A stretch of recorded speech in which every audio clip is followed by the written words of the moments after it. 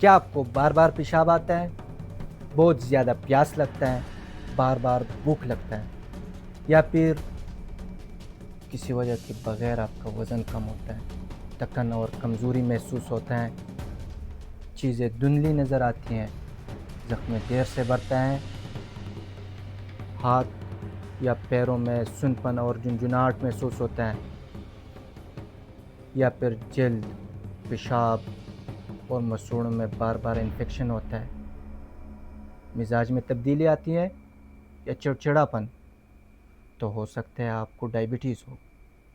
آئیے دیکھتے ہیں کہ یہ بیماری کس حد تک ہم لوگوں کو متاثر کرتے ہیں۔ اس وقت پاکستان میں تقریباً 3.3 کروڑ پاکستانی ڈائبٹیز کا شکار ہے، جو بالغ آبادی کا 27.6% بنتا ہے۔ پاکستان ڈائبٹیز کے مریضوں کی تعداد کے لحاظ سے دنیا کی تیسری سب سے بڑی ملک ہے، اور 89 لاکھ لوگ تو ایسے ہیں ہمارے ملک میں جن کو معلوم ہی نہیں کہ ان کو ڈائبٹیز ہے بھی یا نہیں۔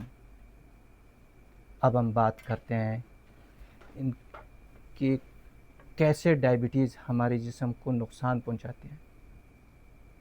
یہ بیماری آہستہ آہستہ ہمارے جسم میں بڑھتی ہیں، لیکن اس کی کچھ واضح علامات ہوتی ہیں جنہیں ہمیں بالکل بھی نظر انداز نہیں کرنا چاہیے۔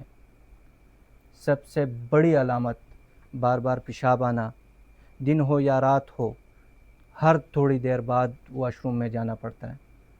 اس کے ساتھ ہوتا ہے بہت زیادہ پیاس لگنا، یعنی پانی پینے کے باوجود پیاس نہیں بجھتا۔ پھر آتے ہیں بار بار بھوک لگنا، انسان کھانے کے فوراً بعد بھی بھوکا محسوس کرتا ہے۔ اگر آپ کا وزن بغیر کسی وجہ کے تیزی سے کم ہو رہا ہے یہ اور ہر وقت تھکن محسوس ہو رہے ہیں تو یہ بھی شوگر کی علامت ہے۔ اگر آپ کو چیزیں صحیح طرح سے نظر نہیں آتی اور زخم دیر سے بڑھتا ہے یہ بھی خطرے کی گھنٹی ہے بھائی۔ اگر مریض کو ہاتھ اور پیروں میں سنپن اور جنجناہٹ محسوس ہوتے ہیں تو شوگر کا اعصاب پر اثر کا نتیجہ ہے۔ ایک اور اہم علامت یہ ہے کہ بار بار انفیکشن، جیسے جلد کا انفیکشن، پیشاب میں جلن اور مسوڑوں کا سوزش، اور آخر میں مزاج میں تبدیلی اور چڑچڑاپن بھی شوگر کی علامت ہو سکتی ہے۔ اگر آپ کو یا آپ کے کسی عزیز کو یہ علامت نظر آئیں تو فوراً ان کی شوگر کا ٹیسٹ کروائیں، کیونکہ وقت پر تشخیص ہی بچاؤ کا پہلا قدم ہے۔ تو دوستو جڑے رہیں اگلے ویڈیو تک، جس میں ہم جانیں گے ان قدرتی خوراک کے بارے میں جو ہمیں اس بیماری کو روکنے اور کنٹرول کرنے میں کافی مدد کر سکتا ہے۔ اگلے ویڈیو تک کے لیے خدا حافظ۔